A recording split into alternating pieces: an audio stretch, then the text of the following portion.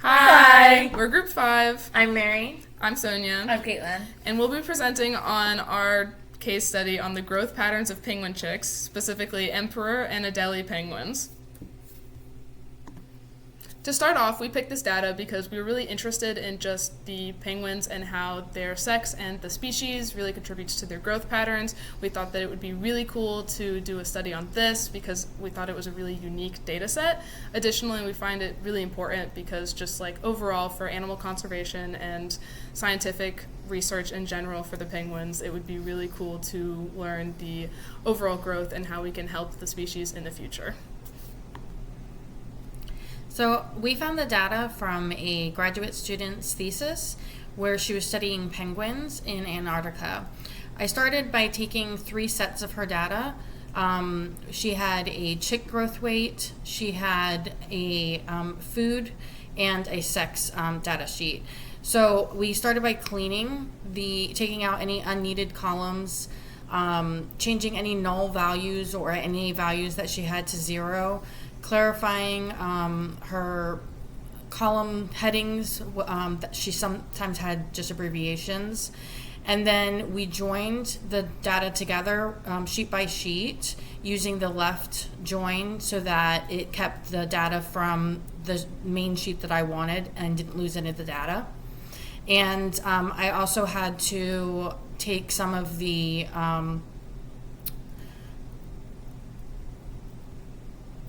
column headers and rename them to connect the data together from sheet to sheet. And once it was all clean, we had our final data. Like Mary stated earlier, the research was conducted within a region in Antarctica, and we did research finding out that within that region there was 2 species of penguins that resided, and it was Adelie and emperor penguins.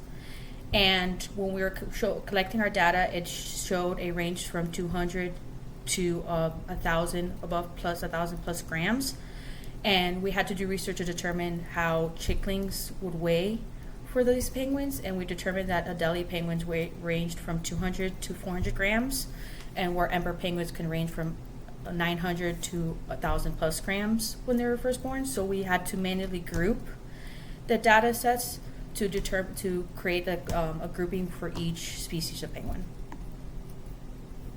This is our parameter, and it shows the Adelie average chick weight is at 286.5 grams. The emperor average chick weight is much larger at 1,224.8 grams. And then when we switch to the growth rate, it shows the average growth rate for both penguins is at 0.013 grams.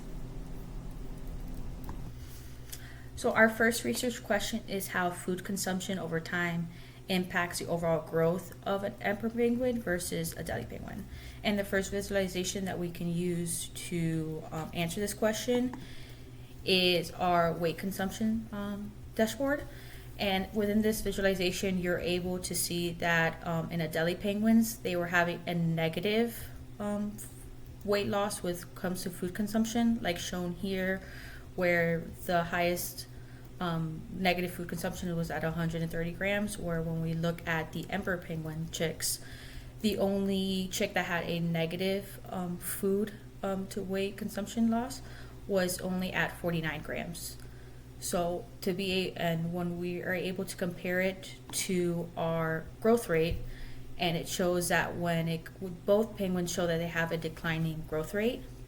But however, when you compare to the Adelies and the emperor penguins, the Adelie penguins had more of a decrease within their growth rate, where it's shown here that Adelie started off with their growth rate at 0.1347 grams, and it jumped to 0.116 grams, where compared to the emperor penguins, where it started at 0.2230 grams, going to 0.2118 grams. Our next dashboard helps us answer our second research question, which is, are there significant differences in physical attributes between male and female penguin chicks? By comparing sex and species, we are able to discover more of the differences in the penguins. Overall, we can immediately notice that the other that other than birth weight, male emperor penguins are typically larger than the females.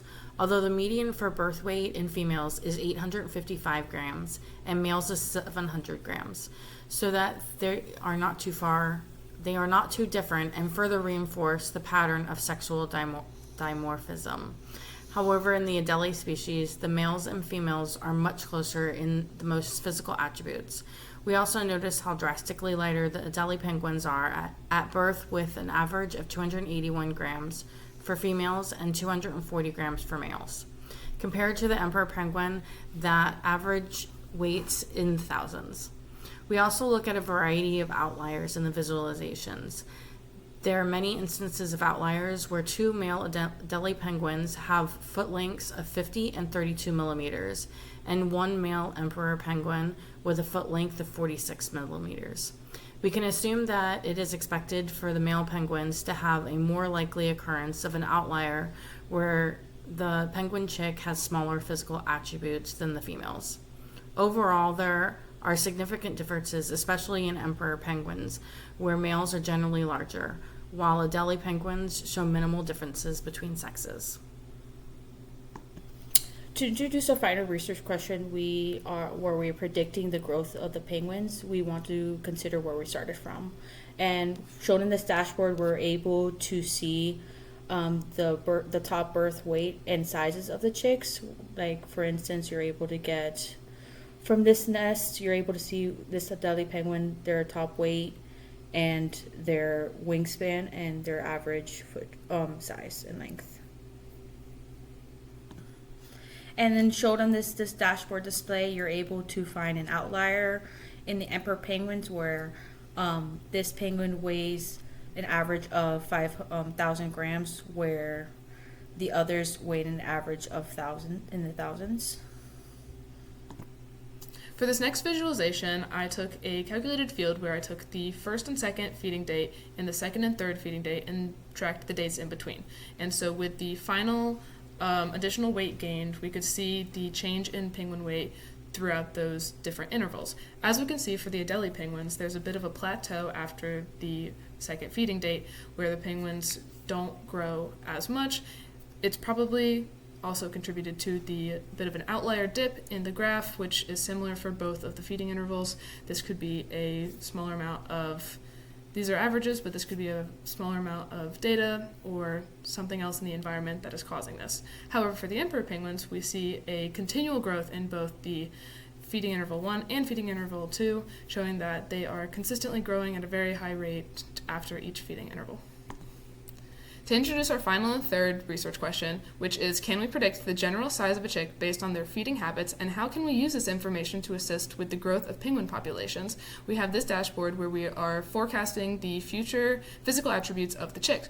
Using a forecast to predict these attributes as they will continue to grow, we can see here how the average chick attributes are recorded as during the interval between the second and the last feeding. We see a few dips around the 4th and 5th day, specifically with this one outlier here, which is 226 grams. Very different from, as we can see, what we would expect this predicted weight to be. But also around the other 4th and 5th ones, there's a bit of a dip as well. This is possibly because of an extraneous environmental factor on that day, potentially hunting or group activities. But overall, we would expect a chick after the experiment's feeding times to have expected weights of 533 grams, an expected bill length of 16 millimeters, an expected wing length of 130 millimeters, and finally an expected foot of 88 millimeters, shown through all of these estimations, as we can see on our visualizations here. We would assume and hope that the penguins would continue to grow and thrive after this experiment and would be able to accurately track growth patterns, assisting with future experiments to see if a chick is growing on a normal trajectory. Thank you so much for watching our presentation and analysis on the different penguin populations of the emperor and Adelie penguins. We hope you enjoyed it. Goodbye! Bye!